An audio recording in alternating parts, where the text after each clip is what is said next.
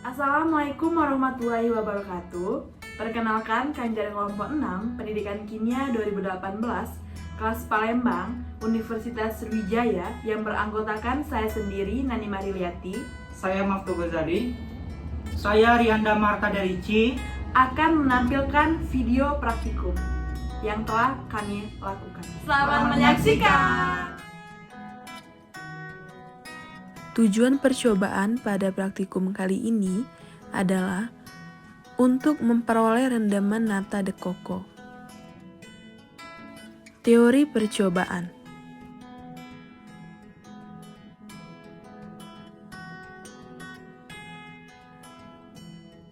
Nata de coco atau lebih dikenal lagi sebagai sari kelapa adalah jenis bahan makanan atau bahan minuman yang diolah dari bahan dasar air kelapa dengan ditambahkan komposisi tertentu dan diproses dengan menggunakan bakteri yang disebut Acetobacter psyllinum atau lebih spesifik lagi disebut sebagai proses fermentasi. Komponen yang terpenting yang terdapat di dalam air kelapa adalah karbohidrat. Air kelapa dari buah yang sudah tua mengandung sukrosa, vitamin C dan mineral, terutama kalium.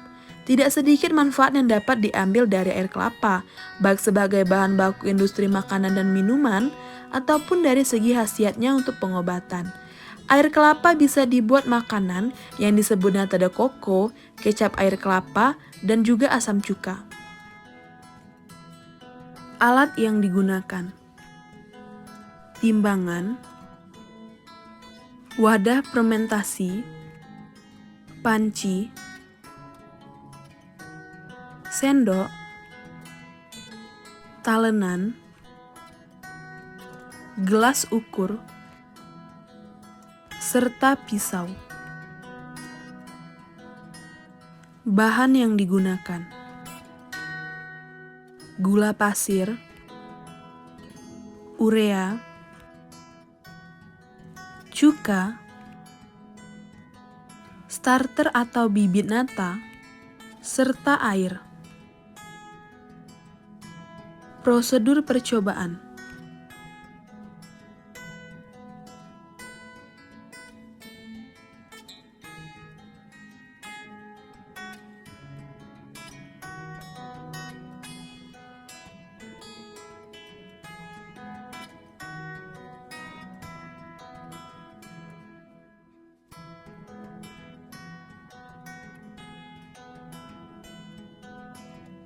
Rebuslah air kelapa sebanyak 1 liter, disaring dan dimasak sampai mendidih. Selanjutnya ditambahkan gula pasir sebanyak 25 gram. Kemudian tambahkan 20 ml cuka dan tambahkan 21 gram urea. Kemudian diaduk hingga merata dan dinginkan. Setelah bahan tadi dingin, masukkan ke dalam wadah plastik yang bersih atau steril. Selanjutnya ditambahkan starter atau bibit nata ke dalam wadah tadi.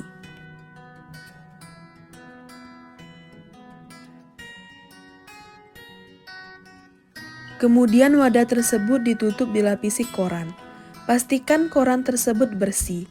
Wadah tersebut tidak boleh terganggu atau tergoyang.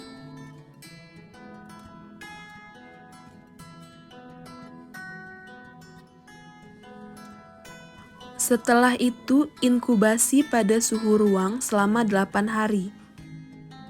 Setelah diinkubasi atau dilakukan proses fermentasi selama 8 hari, selanjutnya dibuka koran penutup.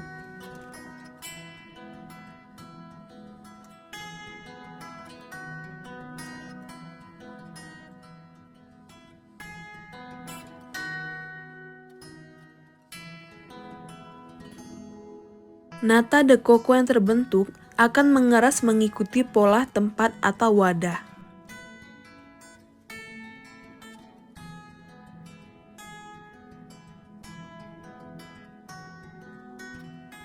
Selanjutnya, nata de coco yang sudah terbentuk dicuci dengan air dan direndam selama 2 hari sampai 3 hari. Ganti air bersihnya setiap hari.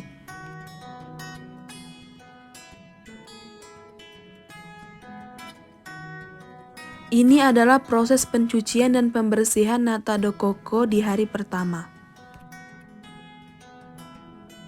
Proses pencucian dan pembersihan nata de coco pada hari kedua.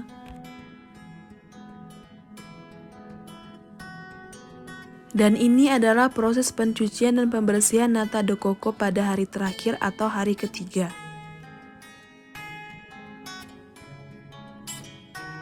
Selanjutnya, setelah didiamkan selama 3 hari, dilakukan proses pencucian dan pembersihan nata de coco selama 3 hari, nata de coco kita airi sesuai selera.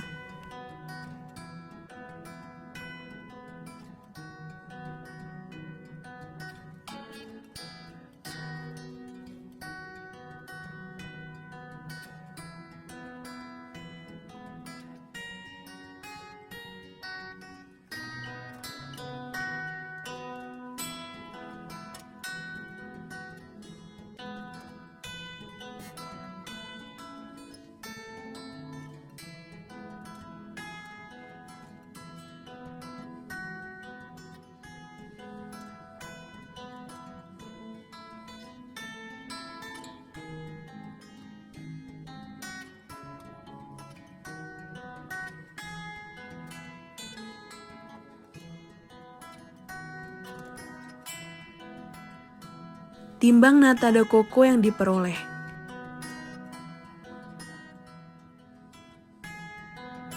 Dan didapatkannya nata de coco sebanyak 299 gram.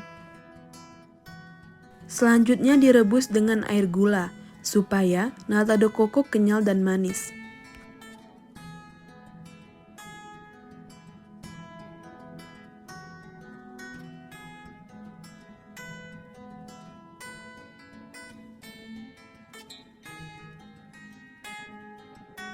Setelah gula tadi larut, masukkan nata de coco. Dan nata de coco siap disajikan dengan sirup dan minuman lainnya.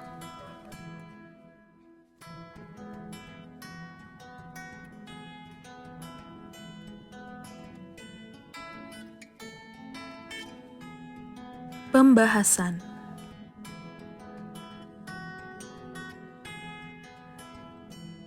Nata de coco merupakan lapisan selulosa yang dibentuk oleh mikroorganisme Acetobacter psilinum melalui proses fermentasi. Pembuatan nata menggunakan air kelapa dengan penambahan komponen sumber karbon, nitrogen, mineral, dan juga vitamin. Sumber karbon dapat diperoleh dari gula dan sumber nitrogen dapat diperoleh dari urea, sedangkan mineral dan vitamin bersumber dari air kelapa itu sendiri.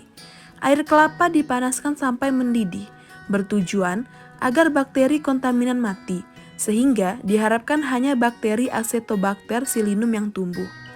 Asam asetat atau asam cuka digunakan untuk menurunkan pH atau meningkatkan keasaman air kelapa. Setelah dipanaskan, air kelapa harus didiamkan sampai dingin, dikarenakan apabila menambahkan starter dalam keadaan panas, maka bakteri pada starter akan mati. Setelah menambahkan starter, jangan menggoyangkan media pembuatan nata de coco. Kesimpulan.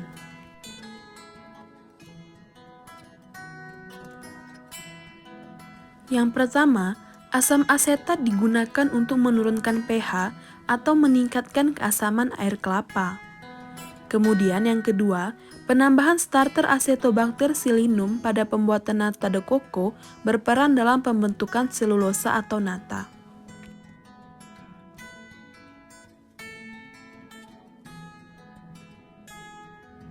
Itulah video praktikum kami tadi. Jika ada kesalahan, kami mohon maaf. Saya akhiri, wabillahi taufik walhidayah. Wassalamualaikum warahmatullahi wabarakatuh.